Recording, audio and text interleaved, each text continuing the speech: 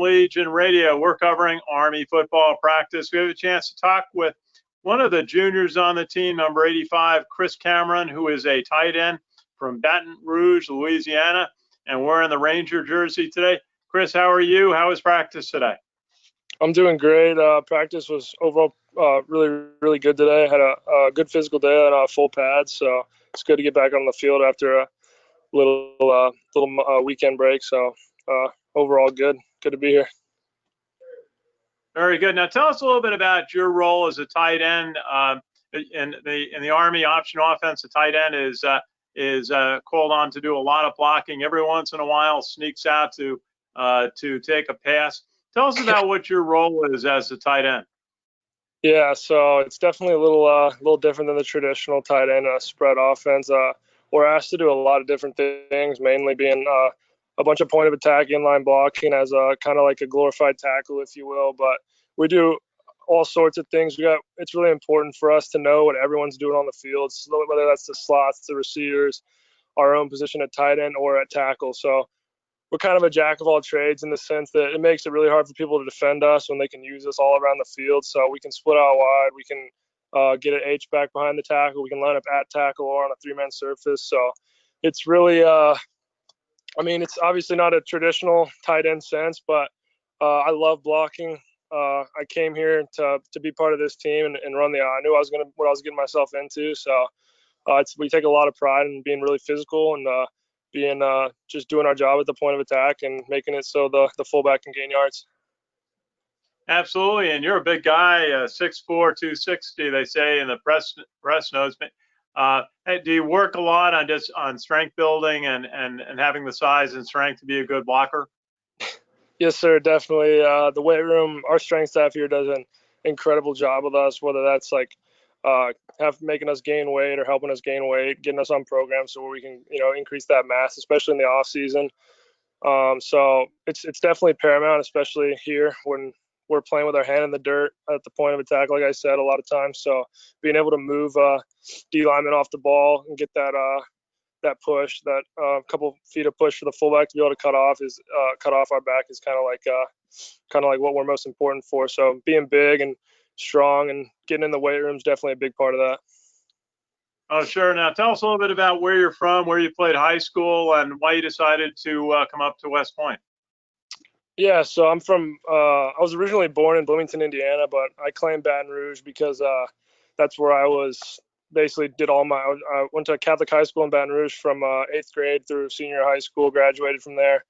So that's where really I know all my competitive football years and days. So that's where I claim. I've lived in a few different states, but Baton Rouge is definitely what I call home. And yeah, so I came to West Point, I'd say definitely for a multitude of reasons. Number one being able to have the opportunity to serve my country. That's like a huge thing for me. Second of all, I'd say just the program as a whole, the coaching staff and the culture here is what I really looked for in like a football program as a whole. So I was really attracted to the culture, the toughness, the physicality of the football program, and just all around, all the guys to my right and left, just really good guys that I'm going to be friends with the rest of my life. So. Oh, sure. Now, what was the high school you went to? Catholic high school. It's called Catholic High in Baton Rouge. Oh, okay, great. And tell us now on how is it for you to get used to all of the military duties, the academics, and playing Division I football at West Point and making it, getting through 2 tough years and making it to your junior year? Yeah, so I went to prep school actually. So I'm a junior in the program, but this is my 4th year here. So prep school was a really kind of a head start for me in regards to all the military stuff, which I definitely needed. And that first year is obviously a little bit of a ringer, the plebe year, kind of like a little bit of a culture shock for a lot of guys. And but you just kind of keep your nose down, keep pushing, and that's the kind of guys they recruit here. Is tough guys that they know can make it. So it's definitely not for everyone, but everyone that is here and on the team is a tough, hard-nosed, solid the earth kind of dude. So yeah, it's really just kind of how you look at it, and it's really it's an honor to be here. Sure, absolutely. Now tell us a little bit about the offensive lineman that you work with as a tight end. you're just on there. You're kind of sometimes the sixth offensive lineman, part of the team. Tell us about the offensive lineman you were able to work with this year. Yeah, so there's a lot of guys, and we were really fortunate to have a lot of really interchangeable good old linemen. So like at almost every position. So like center, we got Noah Knapp and we got Connor Bishop, who swapped in and out. Connor obviously being the starter, and then I mainly work with the tackles. So like Mike Johnson, Dean Powell, Mason Kolinchak, all those guys, which they kind of switch in and out. Luke McClear also. They're really tough dudes. They know what they're doing. If I ever need anything, they're right there for me. Especially because like we were talking about earlier, the tight end's like an extension of the O line here. So I kind of try and look at myself as an O lineman when I'm in meetings, just so I can get the blocking schemes, the mentality down, so that those guys to my right and left, I can look to them, and I don't want to let them down as much as they don't want to let me down. So it's definitely like we call it the mob here, the O line, and it's 5 like 1. So it's a mentality of there's five guys on the line, 5 or 6 if you count the tight end, and everyone's got to be doing their own job, but working as one to push that. To get the ball moving.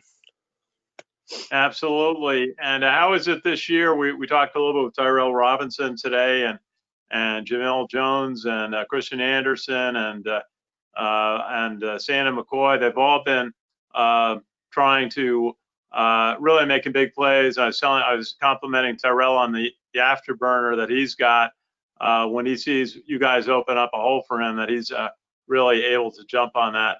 What is it like when one of those backs really accelerates through the hole right by you for a big gain? Yeah, no, it's awesome, especially with a guy like Tyrel. He's an absolute beast, and especially as a freshman, he's coming in here and he's doing some really great things for our offense, and he's also just a heck of a dude. So just in general, when your hard work pays off, when you push a guy and kind of, it's probably the greatest thing in football when you get to kind of impose your will on another man and kind of come out on top and see that back cut off you and go for a bunch of yards. It's a really good feeling because that's what we work for all week, and that's the end goal is to win football games, and you're going to do that if you do your job and move the D-line. Hey, I just actually got a note that you come from a football family, that your dad has been in coaching. Tell us a little bit about your dad's coaching history. Yeah, so my dad, he's coached in college and in the NFL in the past. He most recently was the OC at LSU, so that's why I lived in Baton Rouge, and that's why I went to high school there. But yeah, it's just like you said, football's in the family. My brother's a GA at Michigan right now, and it's just kind of in our blood, and it's kind of how I grew up. You know what I mean? Like going to football ops buildings, working out with teams, going to LSU summer camps all day, every day in the summer.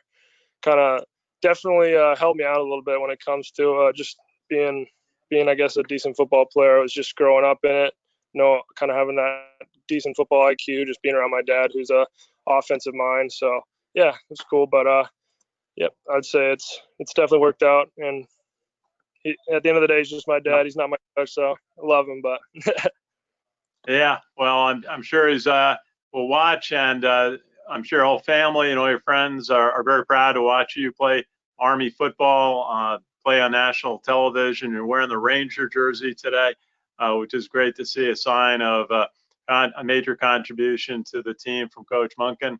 Great to see. A final thought about preparing for Saturday's game against Citadel? Yeah, for sure. We just got to do what we've been doing. We got to put our nose down, go to work each and every day, and we got a lot of respect for the Citadel. We know they're a physical, hard-nosed team, a lot like us, and we know they're going to come up here and come to work as well. So we just got to do what we've been doing. We don't have to do anything special. We have our plan, and as long as we follow that plan, we're going to be able to come out on top. I can promise you that. Absolutely. I think I have a feeling Coach Monken's going to show you the game film of the Georgia Tech game last year where they won in overtime. So it's going to be a challenge, an option team, and another military academy that the players all have a lot in common with what you do on a daily basis. Chris Cameron, number 85, tight end on the Army football team, a junior from Baton Rouge, Louisiana. Good to talk with you. Best wishes from everybody at the American Legion. Yes, sir. I appreciate it. Have a good one. Our pleasure. This is Ken Kraetzer for Sons of the American Legion Radio covering Army football.